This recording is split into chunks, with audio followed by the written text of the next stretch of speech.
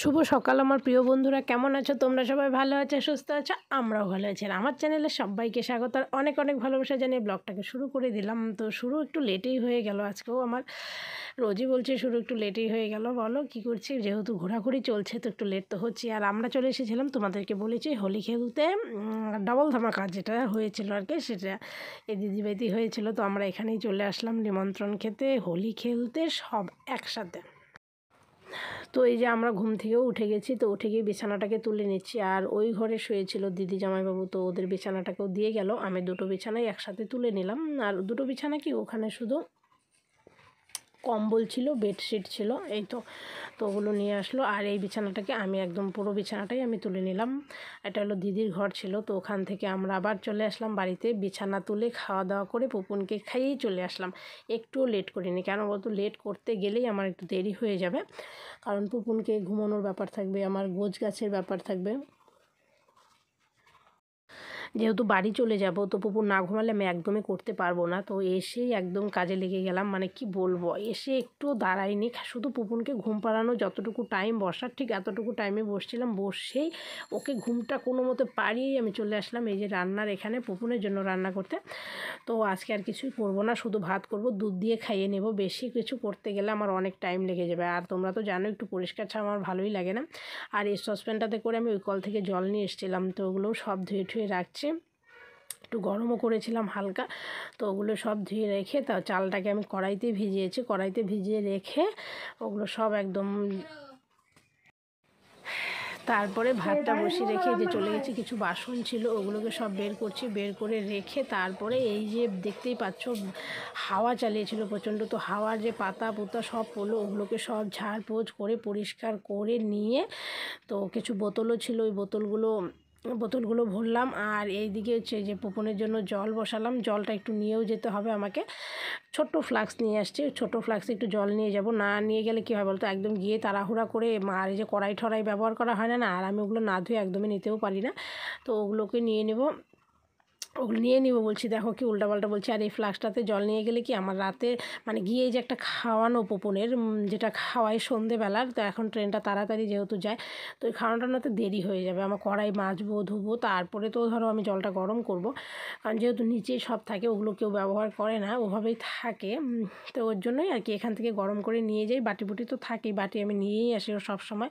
তো এই বাটিটাকেই, ওই বাটিটাতেই খাওয়াবো। ধুয়ে নিয়ে একটু গরম জল দিয়ে ধুয়ে নিয়ে পরে খাইয়ে দিই। আর ভাতটাও আজকে করেই নিয়ে যাবো। অন্যদিন যেরকম ধরো আমি ভাত করে নিয়ে যাই না, কোনো দিনও নিয়ে যাই না, ভাতটা আমি গিয়েই করি। তো আজকে ভাবলাম ঠিক আছে, দুধ দিয়ে যেহেতু খাওয়াবো, তো ভাতটা একটু করেই নিয়ে যাই। তো ওর জন্য আর কি করে নিয়ে গেলাম, নিয়ে গিয়ে তারপরে শুধু দুধ দিয়ে খাইয়ে দেবো, আর কিচ্ছু করবো না। আর তারপরে এই যে দেখো চলে আসলাম, একদম বাজে তখন কটা বলো তো, 2:30। তখন থেকে শুরু হলো পুপুনের সাথে আমার যুদ্ধ। আমি রেডি হয়ে গেছি, তো ওকে দেখো দুজনে মিলে ধরে টেনে হিঁচড়ে রেডি করানোর চেষ্টাটা চালিয়ে যাওয়া হচ্ছে। আর প্রচণ্ড জিদ হয়ে গেছে আরও, মানে বুঝতে পারলাম কেন, মানে সর্দি লাগলো না, খেতেও পারছে না, শুধু খ্যান খ্যান করে। আর সেই জেদ, মানে জেদ কাকে বলে, একদম ধিরিম করে পড়ে যায় কি অবস্থা। আর এই যে বারান্দা থেকে চেয়ার নিয়ে ধারাস করে পড়ে গেছে, মানে দেখে কি অবস্থা, কীভাবে যে ও পড়লো ওখানে গিয়ে আমরা কিছু বুঝতেও পারলাম না। ও 4টা সিঁড়ি গিয়ে চেয়ার নিয়ে মাটিতে গিয়ে পড়েছে, আর কীভাবে গেল।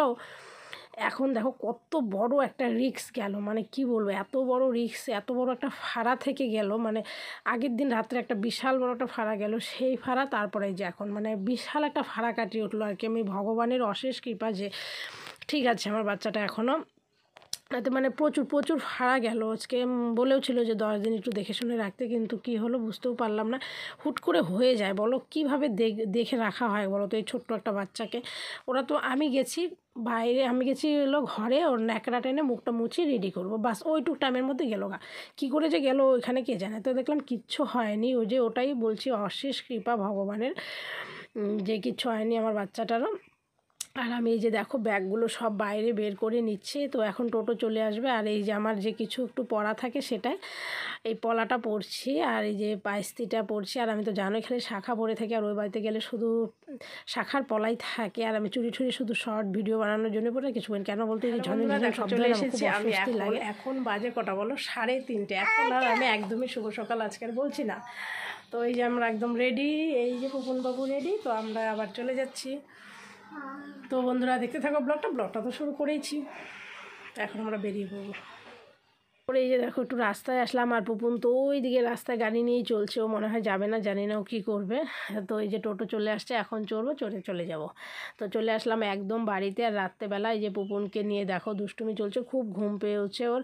রাত্রেবেলা কি হলো জানো, মশারি নিয়ে আবার পড়ে গেল। মানে বললাম না কি যে ভাড়া একটা যাচ্ছে, কি হচ্ছে আমি কিচ্ছু বুঝতে পারছি না। তিনবার হয়ে গেল, একটা বড় একটা দুর্ঘটনা থেকে মানে রক্ষা পেলো। তো যাই হোক, তোমরা একটু আশীর্বাদ করো সবাই আমার বাচ্চাটাকে, যেন বাচ্চাটা একটু ভালো থাকে আর যেন এরকম না হয়। মানে খুব কষ্টও লাগছে যে কেন এরকমটা হচ্ছে, বারবারই কেন হচ্ছে বলো। একবার হয় ঠিক আছে, পর 3 দিন সিরিয়াল হয়ে গেল। তো এখন একটু ভালোই আছে এই আর কি। আর এদিকে দেখো যে জল গরম করে নিচ্ছে, আর যা বাসনপাতি ছিল সব ধুয়ে নিলাম। আমার না ধুলেও ভালোই লাগে না একদমই। এমনি কিন্তু কোনো কিছু নোংরা পড়ে না, কোনো ইঁদুর বাদুরও সেরকম উৎপাত নেই আমার ঘরের মধ্যে, একদমই ঠিক আছে, পরিষ্কারই থাকে। তবু আর কি ধরো ওই বাসনগুলো না ধুয়ে গিয়ে নেওয়া যায়। তো ফ্লাক্সটা থাকে, ফ্লাক্সটা ধুয়ে একবারে জল ভরে নিয়ে আসলাম। আর এই যেগুলো সব গুছালাম, কৌটো কাটা বড়মশাই এগুলো সব গুছায়। তো ওইবার এসে আমি রাগারাগি দেখালাম দেখে এবার আর গুছাইনি, কেউ এবার আমি গুছাইনি, তুমি এসে রাগারাগি দেখাও, তো আমি এবার গুছাইনি। তো আমি বললাম ঠিক আছে, কিচ্ছু করতে হবে না তোমার, তুমি থাকো বসে। কী করে বলো তো, সব উল্টোপাল্টা করে গুছায়, তাহলে ওটা কি আর ভালো লাগে বলো? এরকম উল্টোপাল্টা, এটা এই জিনিসটা ওই জায়গায় নিয়ে যে ওই জিনিসটা ওই জায়গায় নিয়ে, আমার খুব অসুবিধা লাগে। আর এই যেগুলো সব বের করছি আমি, সব নিয়ে যাব কলতলায়, ওগুলোকে সব ধুবো। সব একবারে আজকে ধুতেও পারবো না, কিছুটা সকালেও ধুতে হবে, কিন্তু যেগুলো একদম প্রয়োজনীয় আমার বেশি সেগুলো ধুয়ে নিচ্ছি। আর কিছুটা থাকছে যেগুলো কালকেও মানে হয়ে যাবে, চলে যাবে আর কি।